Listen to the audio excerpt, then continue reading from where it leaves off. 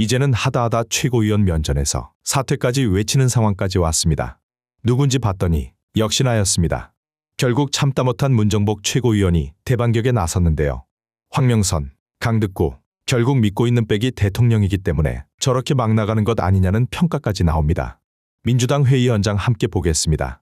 네, 국민의힘은 우리 공당의 당직 선거와 공직 선거조차 구분을 못하는 정당입니까? 국민의힘이 우리 민주당에 당무 개입을 하는 겁니까? 기탁금과 관련돼서 한 말씀 드리겠습니다. 이재명 대통령의 기탁금 관련 의견 표명은 당무 개입이 아니라 당원으로서의 정당한 권리 행사입니다. 당원 105조 제2항에 따르면 대통령에 당선된 당원이 재임 기간에도 당론 결정에 참여할 권한을 갖는다고 명시하고 있습니다. 다만 대통령 선거, 국회의원 선거, 지방선거, 공직 후보자로 나서는 경우에 법으로 개입하는 것을 법으로 금지하고 있을 뿐입니다. 민주당 당적을 가진 대통령이 일상적 당무에 대해 의견을 내는 것은 당원으로서 당원 당규에 보장된 의무이자 권리입니다. 허위 주장으로 대통령의 입을 막으려 하지 마십시오. 대통령의 지적대로 이번 전당대회 기탁금은 터무니없이 올랐습니다. 저도 비공개 최고위에서 몇 번의 기탁금이 과다하고 선거 공영제 취지에서 낮춰야 한다는 의견을 낸 바 있습니다. 이재명 당대표 시절 당직 선거 공영제 취지로 기탁금을 당대표는 8천만 원에서 4천만 원으로 최고위원은 3천만 원에서 1,500만 원으로 대폭 낮췄습니다.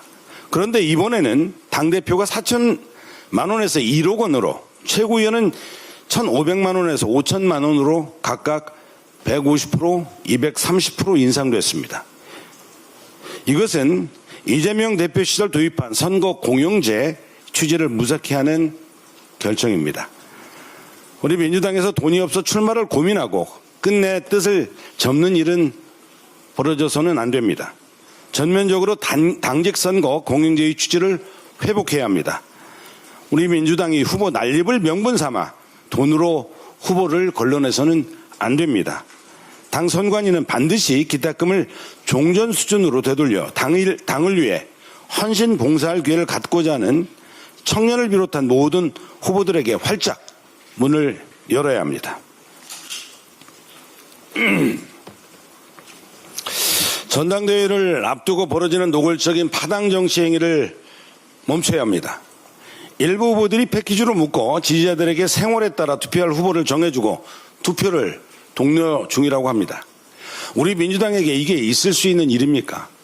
이것은 노골적인 당원 주권 훼손 행위입니다. 역대 어느 전당대회에서도 후보들이 이렇게 노골적으로 편을 갈라 당원을 대상으로 표몰이를 하지는 않습니다. 친소관계에 따른 심정적 지지야 언제나 있어 왔지만 이처럼 드러내놓고 조직적으로 실행한 적은 단 한 번도 없습니다. 이런 행태는 사리사욕을 앞세워 특정인에게 맹목적으로 충성하는 파당 정치라는 비판을 피할 수 없습니다. 당원의 한 표는 저마다 판단으로 후보의 비전과 자질을 저울질해서 선택하는 소중한 당원 주권입니다. 이것을 생일에 따라 배분하듯 나눠 갖겠다라는 발상 자체가 당원을 주권자가 아닌 표의 숫자로 여기는 오만입니다. 당과 당원을 얼마나 가볍게 여기기에 이런 행태를 공공연하게 벌일 수 있는지 묻지 않을 수 없습니다. 즉각 중단하시기 바랍니다. 당장 낯뜨거운 구태정치이자 당의 민주적 경쟁 질서를 뿌리치는 데는 파당 정치를 당장 멈추고 당원들께 사과하시기 바랍니다. 민주당은 오늘 열리는 본회의에서 반드시 2차 종합특검 연장안을 처리하겠습니다. 헌정 질서를 무너뜨린 내란과 국정농단의 진상을 밝히는 일이 어떻게 정치보복입니까? 국민의힘이 정치보복이라 주장하는 것은 스스로 내란과 국정농단의 편에 서 있음을 자인하는 것입니다. 민주주의를 벼랑 끝으로 내몬 중대범죄 수사의 예산과 시간이 더 필요한 것은 규명해야 할 의혹이 그만큼 깊고 넓기 때문입니다. 진실은 절대 은폐되어서는 안 된다는 것을 2차 종합특검 연장안 처리로 확고히 하겠습니다. 국민의힘이 예고한 필리버스터는 윤석열, 김건희를 향한 충성 경쟁입니다. 오늘 국민의힘 의원 누가 본회의장에서 필리버스터로 충성 경쟁을 벌이는지 국민과 함께 똑똑히 지켜보고 역사에 기록하겠습니다. 민주당은 특검 연장을 통해 내란과 국정농단의 진상을 끝까지 규명하고 민주주의 회복에 마침표를 찍겠습니다. 이상입니다. 이어 강덕구 최고위원의 발언입니다. 오늘 아침 신문을 보며 많은 생각을 했습니다. 소아과 전문의가 없어서 아이들이 제때 치료받기 어려운 지역이 늘고 있다고 합니다. 청년들은 대학을 졸업하고도 일자리를 구하지 못해서 사회 진출이 늦어지고 있다고 합니다.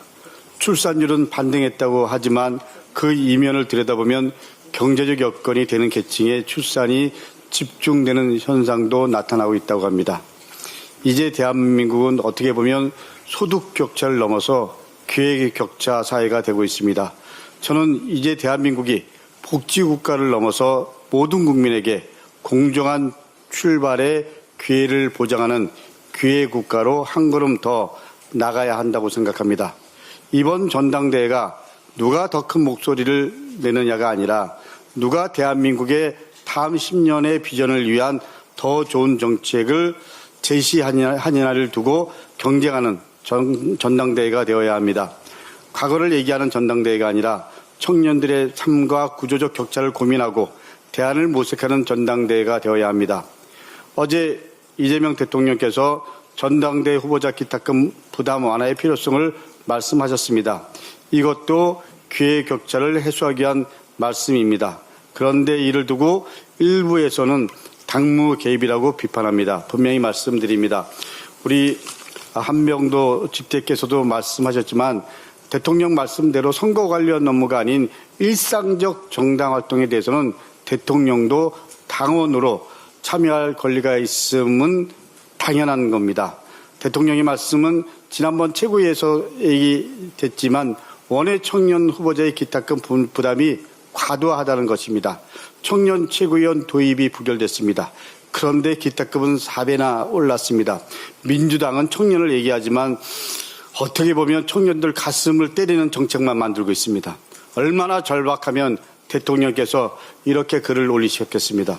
우리 모두 반성하고 그리고 되돌아봐야 합니다. 되돌아보면 저 같은 사람도 35살 나이에 경기도 의원이 될 수 있었던 가장 큰 이유는 노무현 대통령께서 선거 공영제를 도입하셨기 때문입니다. 다시 한번 말씀드립니다. 민주당이 청년들에게 기회의 문을 닫는 것이 아니라 그리고 희망의 문을 주는 정당으로 나가야 됩니다. 청년들이 돈 때문에 출마 못한다는 말이 나오지 않도록 원외 청년 후보자 기탁금을 더 과감하게 낮추는 안이 내일 선관위 회의에서 신속히 결정되기를 바랍니다. 오늘 예비경선 합동연설회로 전당대회 일정이 본격적으로 시작됩니다. 이번 전당대회는 이재명 정부의 성공을 제대로 뒷받침할 유능한 지도부를 선출하는 전당대회입니다. 이재명 정부 국정 운영의 분수령이 되고 동시에 대한민국과 민주당의 미래를 결정하는 전당대회입니다. 역대 최대 규모인 150만 당원이 함께합니다. 당원 여러분께 간곡히 그리고 절박한 마음으로 호소드립니다. 당원 주권은 투표 참여로 완성됩니다. 여러분이 투표해야 이재명 정부의 성공을 제대로 뒷받침할 수 있는 유능한 지도부가 들었습니다. 내일부터 진행될 예비 경선 투표에 반드시 참여해서 유능한 지도부가 될 수 있도록 힘을 모아주십시오. 이상입니다. 문정복 최고위원의 발언이 있겠습니다. 어제 미사를 마치고 신부님께 인사를 드렸는데 왜 민주당이 청년들에게 그렇게 매몰차냐고 하셨습니다. 이유인즉 이번 청년 최고위 선출을 못하게 했다며 그러니 청년들이 민주당을 외면한다는 말씀이셨습니다. 자세하게 설명드릴 형편은 아니었지만 거짓 프레임이 국민들에게까지 퍼졌다는 생각에 씁쓸했습니다. 국민 여러분과 당원 여러분께 말씀드립니다. 민주당 그 누구도 청년의 문제에 눈 감지 않았습니다. 청년 최고위원 선출은 당헌을 개정해야 되는 사안입니다. 특히 지도부 구성의 문제는 누가 당대표가 되든 당권의 안정적인 운영을 보장하기 위한 제도입니다. 그렇기에 민주당의 헌법과 같은 당헌을 개정하는 것은 절차가 까다롭고 복잡합니다. 최고위를 거쳐서 당무위, 당무위에서 중앙위까지 거쳐야 하는 절차는 전대 후보 등록을 코앞에 두고 바꿀 상황이 아니었습니다. 그래서 대안으로 말씀드린 것이 지명직 최고위원이었습니다. 누구든 당 대표가 되시는 분은 2명의 지명직 최고위원 중 1명은 전략 지역에서 지정하도록 하였기에 나머지 1명을 청년에서 지명하도록 하자는 것이었습니다. 최고위원은 지명직이나 선출직이나 동등한 권한을 가집니다. 그렇기에 당헌 개정을 섣불리해서 오해를 사는 것보다 지명직 제도가 훨씬 합리적이고 청년 최고위 진출 방법이라고 생각했습니다. 평당원 최고위원 선출이 그 예입니다. 이제 구조와 관련된 가짜 프레임을 퍼뜨리며 국민과 당원을 이간질하는 행위를 멈추십시오. 그 누구도 청년을 림 밖으로 내몰지 않았습니다. 오히려 합리적인 현실적인 대안을 만들자고 했습니다. 당장은 진영에 유리할 듯 보이지만 진실은 언제나 드러나게 되어 있습니다. 또한 지명직 최고위원에게 사퇴하라고 압력을 가합니다. 도대체 민주당의 당헌 당규를 어디까지 내팽개치실 작정입니까? 당헌 25조 2항은 선출직과 지명직을 구분하지 않고 최고위원 임기를 다음 전당대에서 새로운 당대표가 선출될 때까지로 정하고 있습니다. 당헌 26조 제4항도 지명직 최고위원의 임기 중 고리되면 잔여 임기를 수행할 후임자를 지명토록 규정하고 있습니다. 지명직 최고위원에게도 당헌이 임기를 보장하고 있다는 뜻입니다.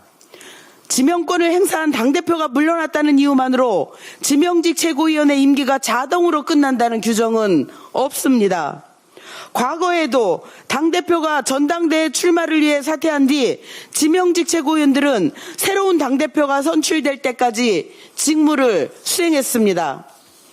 더구나 전당대회를 불과 한 달 앞두고 지명직 최고위원들에게 사퇴를 요구하고 다시 후임자를 선임하자고 하는 것은 당헌의 취지에도 맞지 않고 당 운영의 공백과 혼란을 키울 뿐입니다. 새로운 당대표가 선출되는 순간 현 최고위원들의 임기는 종료됩니다. 그때까지 당헌에 따라 맡은 책임을 다하고 전당대회를 안정적으로 관리하는 것이 당과 당헌에 대한 책임입니다. 일전에 말씀드렸듯 전당대회가 끝나면 당은 이재명 정부의 성공과 총선 승리라는 더 큰 물길을 향해 나아가야 합니다. 큰 길을 앞에 두고 같은 배 안에서 서로의 노를 빼앗아서는 안 됩니다. 지금은 서로 흔들릴 때가 아니라 각자의 자리에서 책임 있게 노를 저어야 할 때입니다. 청년에게는 더 넓은 기회를 열고 당의 운영은 함께 정한 원칙에 따라 이어가는 것. 그것이 민주당의 신뢰를 지키고 국민과 당원이 맡긴 배를 앞으로 나아가게 하는 길입니다. 이상입니다. 박지원 최고위원의 발언이 이어집니다. 언론인들께서 제가 발언할 때 조금 긴장 풀고 들으신다고 하는데 긴장 풀고 들으시면 됩니다. 대통령께서 FTA 피해 지원을 위해 약속했던 농어촌 상생 협력 기금의 부족분을 정부가 책임지는 방안을 강구하도록 주문하셨습니다. 이 주문이 구체적인 재정과 입법 조치로 이어지면 통상개방 부담을 농민에게만 떠넘겨온 구조를 바로잡고 대한민국의 식량 안보를 강화하는 소중한 마중물이 될 것입니다. 농어촌 상생 협력 기금은 한중 FTA 비준 당시에 여야정에서 10년간 1조 원을 조성하기로 약속했던 사안입니다. 그런데 올해 4월까지 모금액은 목표의 30% 수준에 그칩니다. 기업들의 자발적인 출연에만 의존하는 방식으로는 농민과의 약속을 지키기 어렵다라는 점이 확인됐습니다. 통상 확대 이익은 국가 경제와 수혜 산업이 누렸습니다. 그렇다면 개방에 따른 손실도 국가와 수혜 산업이 함께 책임져야 합니다.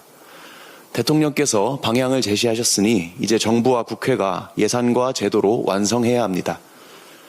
다행히 올해 농어촌 특별세 세입이 8조 5천억에서 18조 5천억으로 약 10조 원, 2배 가까이 늘어나서 2배 이상이 될 것으로 전망됩니다. 늘어난 세수가 농어촌 특별세 취지에 맞게 농업과 농촌을 위해 쓰이도록 정부가 예산에 충실히 반영해야 합니다. 농민들의 소득 안전망도 더 두텁게 해야 합니다. 농업 소득 대비 농업 보조금 비중이 우리나라는 30% 수준인데요. 일본은 60%를 넘고 유럽연합도 50%에 가깝습니다. 앞으로 농어촌 기본소득 시범사업의 성과를 철저히 검증해서 본 사업으로 확대할 기반을 마련해야 합니다. 또 조만간 시행되는 농산물 가격 안정제도도 현장에서 제대로 작동하도록 대상 품목과 기준 가격을 합리적으로 설계하여 그동안 가격 급락 손실은 농가에 집중이 되고 가격이 오르면 농민들이 물가 상승 부담까지 떠안는 구조를 바꿔나가야 합니다. 더불어서 공익직불제 확대, 그리고 햇빛소득마을의 개통 연계와 인허가 병목을 푸는 일들도 남아 있습니다. 농업은 국가 생존이 걸린 안보 전략 사업입니다. 민주당은 농어촌 기본소득법을 비롯해서 농업, 농촌, 민생법안 처리에 속도를 내고 통상 개방의 부담을 묵묵히 떠안아온 농민들이 합당한 보상을 받을 수 있도록 하겠습니다. 이상입니다. 마지막으로 박규환 최고위원의 발언입니다. 최근 미국 워싱턴 DC에서 열린 한미일 합참의장 회의에서 한미일 군사훈련인 프리덤 엣지 실시를 합의하였다고 합니다. 윤석열 정권이 2차례 실시하고 작년에도 실시된 바 있는 프리덤 엣지는 한반도 근해에서 실시하는 다영역 연합 군사훈련으로서 필연적으로 남북 사이의 긴장 고조를 야기할 수밖에 없습니다. 이 같은 대규모 합동 군사훈련은 북을 대화로 이끌기보다는 반발성 도발과 핵, 미사일 고도화를 정당화하는 악순환을 낳고 조중러대 한미일이라는 동북아 신냉전 구도를 고착화하여 이재명 정부의 한반도 평화 프로세스를 더욱 어렵게 만들 수 있다는 점에서 신중하고 신중해야 할 것입니다. 특히 최근 일본 방위성이 비핵 3원칙 재검토 등 군사적 팽창 움직임을 보이는 상황에서 일본의 군사 대국화와 자위대 활동 영역 확대에 우리 정부가 발판을 제공하는 것은 아닌지 우려하는 국내외의 시각까지 충분히 고려하여 정부가 프리덤 엣지 실시를 재검토해 줄 것을 촉구합니다. 당대표 및 최고위원 후보자 등록이 끝났습니다. 5분의 당대표 후보 14분의 최고위원 후보의 선전을 기대합니다. 그동안 우리 당은 전국 당원대회 준비위원회와 선거관리위원회를 구성하고 당대표 및 최고위원 선출 방식과 일정 등 여러 가지를 준비해 왔습니다. 그 과정에서 문제도 많이 일으켰고 당원과 지지자들로부터 걱정도 많이 들었습니다. 특히 투표 방식 결정을 둘러싼 당헌 당규 위반 문제에 더하여 청년 최고위원제도 부결에 대한 시비, 후보자 자격에 대한 예외적 특혜 문제까지 불거지면서 차라리 무제한 무규정 전당대회로 치러자는 비판까지도 받아야 했습니다. 최고위는 물론이고 전준희와 선관위 모두 이 비판과 걱정 앞에서 겸허한 마음으로 겸손한 자세로 당무에 임해야 할 것입니다. 하지만 이제 규칙은 정해졌고 선수도 확정되었습니다. 더 이상의 소모적인 논란과 논쟁은 중단되어야 합니다. 특히 가짜 뉴스에 기반한 지도부 흔들기는 사라져야 합니다. 청년 최고위원 제도의 경우 최고위원회가 당헌 당규 개정 등 선결 절차 이행에 따른 어려움으로 사실상 이번 전당대회에는 적용하기가 불가능하다는 점을 확인했고 추후 신임 당대표가 당원 투표로 선출된 청년을 최고위원으로 지명하도록 권고한 만큼 당대표 후보들께서는 모두 이를 수용해 주실 것을 부탁드립니다. 후보자 자격 문제도 예외적 특혜 논란을 감수하고 당무위원회가 자격을 부여하기로 결정한 만큼 당사자들도 겸손한 자세로 경선에 임해 주시기를 바랍니다. 후보자 기탁금이 너무 많다는 지적이 꾸준히 제기되고 있습니다.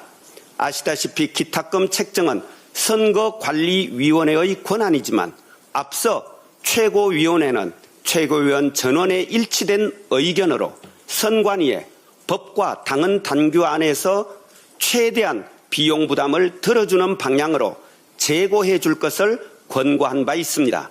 조속히 논의해 주시고 합리적으로 조정해 주시기를 다시 한번 요청합니다.